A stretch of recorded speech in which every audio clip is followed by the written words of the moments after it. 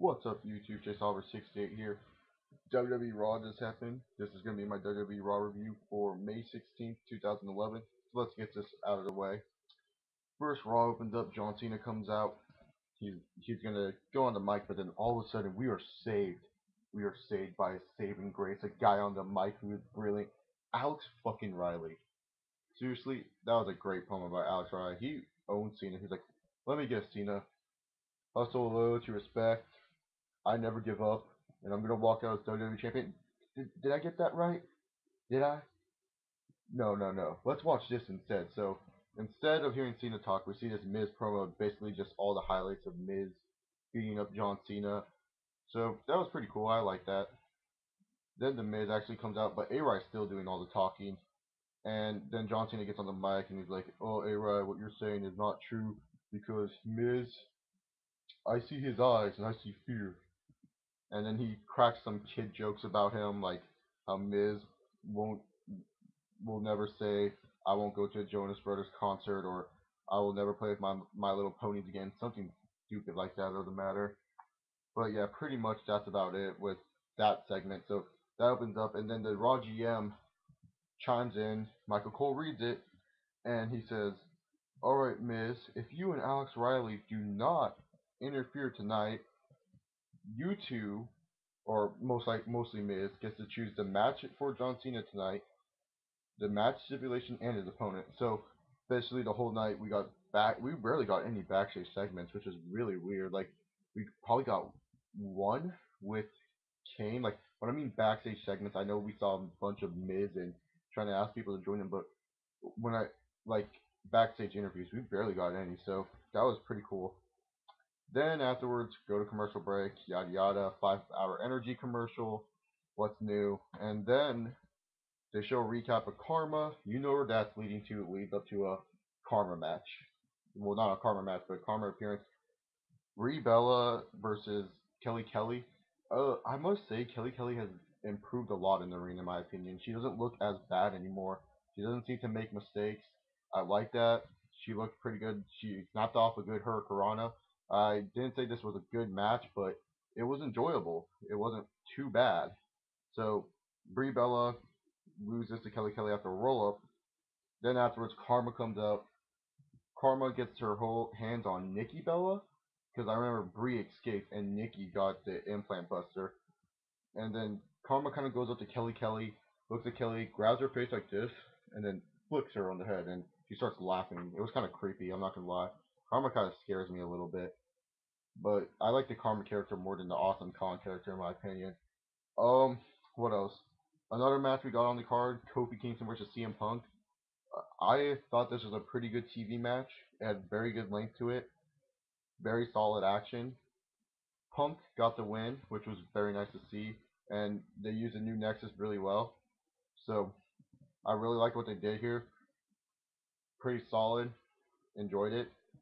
Punk wins, and then Punk sits down and he goes, "This will be the start of the strength of the new Nexus. I'm not going to be Mr. Nice Guy anymore. I'm going to be like something." He said like he was going to be like a bad guy from now on or something, but he already is a bad guy. Then they do the little Hitler pose, Nexus, and the segment for there. Then Rey Mysterio comes out, and then Rey Mysterio he started speaking Spanish because San Antonio has a lot of Mexican fans, and he's like, "Okay, R-Truth, I've been ducked my whole life too, but the thing is, I've never gotten that angry. So R-Truth, come out right now." So there's like a bunch of minutes where R-Truth doesn't come out, and then Justin, who is that guy? The dude who does the announcing, forgot his name, was like, "Oh, we'll be back after commercial break." God, I'm drawing a mind blank on that dude. He's the dude that does announcing with Keen and Josh Matthews, Justin Roberts is the announcer. Whew. Glad I got that off my shoulders. But anyways, so we go to commercial, more 5 hour energy commercials, more Subway commercials. So boring. But anyways, um, Ray comes back to break, and then nothing's going on still. Then Alberto Del Rio comes out, and then Alberto tells Ray like, "Oh, you're not really Mexican, you're a Chicana," which if none of you know, you guys should know, is a Mexican who was born in America, and how Alberto is the really true full Mexican. And then Rey goes, I'm proud to be a Chicana. We have a match now. And then they have a match. Great, solid TV match. Like, very great work from both men. Um, R-Truth during the middle of the match, he's in like the private area, like where the suites are. He's actually like in a suite that was like empty, and he's like, "Oh my God, there's a thief in the ring! Someone call police! There's a thief! He stole my title shot! There's a thief! He's a thief! Thief! Thief! Thief!" He was just basically calling Rey Mysterio a thief and saying that the police should come after him. And then he's like, "We gotta go do something about this." And so R-Truth leaves. Rey Mysterio and Del Rio are finishing up their match. Rey is about to go for the 619, but then Ricardo Rodriguez comes in, DQ, so Rey wins by DQ. And I gotta say this, Del Rio, please do not go onto a top rope and do a diving move. You look like I don't know what you're doing. You're just like flopping all over the place. It looks really nasty, really bad. So Del Rio, top rope moves, not your forte. So after that nonsense, R-Truth comes out, attacks Rey Mysterio, and he goes, Rey, you don't make the challenge to me. I'll make the challenge to you.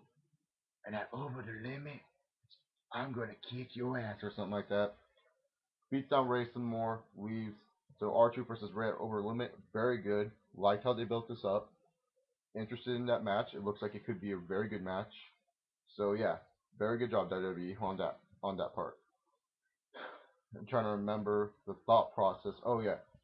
So then afterwards, we get more Miz trying to ask more people to be in his corner, and then the last two people we saw, he was like Big Show and Kane, and they're like fuck no, and then they both left. And before that though, we saw the contract signing between Jerry Lawler and Michael Cole. Now this was actually the better part of their crappy feud, to be honest. Like this feud had a good scene going to WrestleMania and should have ended at WrestleMania. But the WWE creatives are like, oh no, we can do so much more with this. Let's keep bearing it on, and this actually was a key build up and actually makes it better and makes the match like tolerable in my opinion. I don't know if it's just me, but it makes it tolerable for me because it actually breaks off Jack Swagger from Michael Cole. So what happens is they're doing a contract signing, and then Michael Cole's like, oh Jerry, you're just as stupid as all these San Antonio fans. Jerry, you should have read the fine print. It says this match is now going to be a kiss my foot match, and he shows the footage of JR kissing his feet, and then he pulls out the archive from 1995. I thought we weren't supposed to remember the past, but I guess we are. When Bret Hart, I guess, made Jerry Lawler kiss his feet, and then he grabbed Jerry's foot and made him kiss his own foot. So that was pretty cool. And then Jerry gets on the mic. He's like, Cole, you aligned yourself with Jack Swagger and you ruined his career. This man's a former world champion and now he's your sidekick. And then Cole goes, Jerry, no one even remembers Jack Swagger as a world champion. True. People say that Jack Swagger being my sidekick is probably the best thing to ever happen to him. Pretty much true. I mean, Cole was saying some pretty true facts because most people, when you say Jack Swagger was a former world champion, they kind of forget that his reign was there. I mean, it wasn't too credible, but it was kind of forgettable. Like, most people that don't really look up that much into wrestling would not know Jack Swagger was a former world champion. So Swagger kind of got mad at that comment and looked at him and then starts talking. And then Cole's like, Swagger, where are you going? I was just kidding, Swagger. And then he goes to Jerry. He goes, Jerry, I'm sorry, man. Jerry, this is all a joke. Everyone knew it was a joke. We're just playing with you. And then Jerry grabs the tie, hits his head onto the table, throws the table at Cole, and basically that's the end. And then the rest of the commentary is basically every time Cole would say something, Jerry would be like, Cole, did you have permission to talk? Cole, shut up. And he goes, Jerry, I said I'm sorry already. Like every time on the commentary, it kind of got annoying. Then we got this tag team match. Announced we're over the limit. Tag team championship, Mason Ryan, CM Punk versus Big Show and Kane. So that should be interesting. But tonight was the Nexus versus Big Show and Kane of Michael Mcgillicutty and David Otunga. And I gotta say, they did a pretty decent job on this tag match. And I like what they did. I mean, when I saw this, I was like, oh, Big Show and Kane are gonna squash David and Michael, and CM Punk's gonna run away scared again, and the Nexus are gonna look weak. The Nexus actually got a good win on them. they used the Nexus properly, where they interfered with one another, and the Nexus basically got a win, made themselves look strong heading into the pay-per-view, which was nice. I like that. Nexus went 2-0 tonight. CM Punk defeated Kofi Kingston, and Michael Mcgillicutty and David Otunga, those words are so confusing to say, got a win over the tag team champions, and that's very good. I like what WWE did there. Good move by them. I mean, you're making Nexus actually look strong. This has been the strongest I've seen Nexus since they debuted. So moving on to that, we got Miz. His final person he's talking to backstage is R-Truth, and R-Truth is this, like, thinking about it, and then we get John Cena. He's walking out. He has a title around his waist. He's like, "Yo, I'm John Cena. What's up? What's up?" And then all of a sudden, woo woo woo, you know it. Zack Ryder was on the TV. Everyone probably freaked out, and then he was like, "Hey man, here's the T-shirt. Take care, spike your hair. Woo woo woo." So Zack Ryder made on TV again, guys, and I think it's good that they're kind of aligning, like using Cena every time he's on TV, because then it will get people to give him a positive reaction when he comes out now instead of boos. So that's just my take on it. I feel like Zack Ryder, because Cena's such a popular superstar among kids, if kids see that Zack Ryder's cool with John Cena, they'll be like, oh, I like Zack Ryder. So that's what I'm saying. That's just my opinion. But moving on, so Miz comes out and he's announcing the type of match that is going to take place tonight on Raw, and he goes, it's going to be a no holds barred match, and Cena, get out here right now. Then all of a sudden, Cena comes out, he looks at Miz, and he looks like he's going to attack Miz or something. Then all of a sudden, Jack Swagger comes out of nowhere, and Swagger attacks Cena, so I guess Swagger's the opponent. Swagger and Cena have a pretty decent no holds barred match.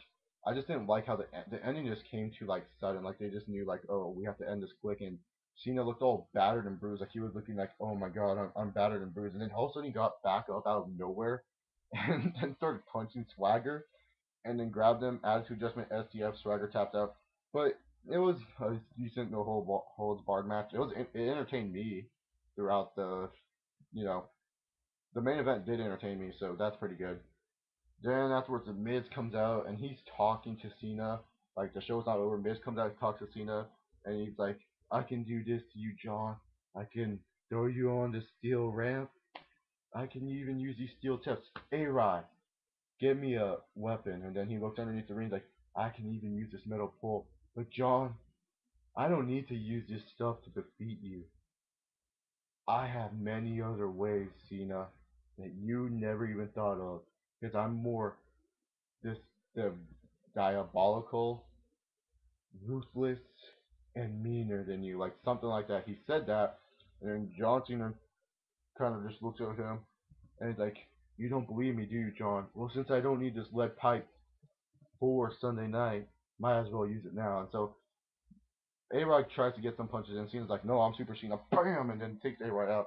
Then Miz goes, gets some good clean shots on Cena. And it looks like Raw's going to end with Miz standing up tall. But um, John Cena gets out of nowhere, gets super strength, and bam, shows Miz down. Goes, "Okay, let's do this." Grabs the lead pipe, gets some huge shots on the Miz. Then later on, Miz and A-Rod both lead up to the top. And then John Cena grabs the mic and goes, if you have a million ways to beat me over the limit, I suggest you bring a million more. Ah! And then Cena's music plays, poses, does his thing, and Cena missed their down, end of Raw. Overall, I thought Monday Night Raw was very good. I thought it was a good build up to the show. It very surpassed my expectations. Had solid matches throughout. I would give this a solid B plus. B plus is good. They could have done more build up to Over the Limit, but I think they got the point across when they built up Rey Mysterio and R-Truth, which was good. They got Cena and Miz to look very good before the pay-per-view. They made the Nexus strong before the tag match, so you actually believe Nexus might actually win a tag titles on Sunday. And the only gripe I have is that there's no US title announced, but it's okay. So overall, B plus show for Raw. Tell me what you thought of Raw in the comment section down below. Subscribe if you haven't, like or dislike my video, and have a nice day. Hope you enjoyed Monday Night Raw as much as me, and don't forget to watch Over the Limit this Sunday on pay-per-view.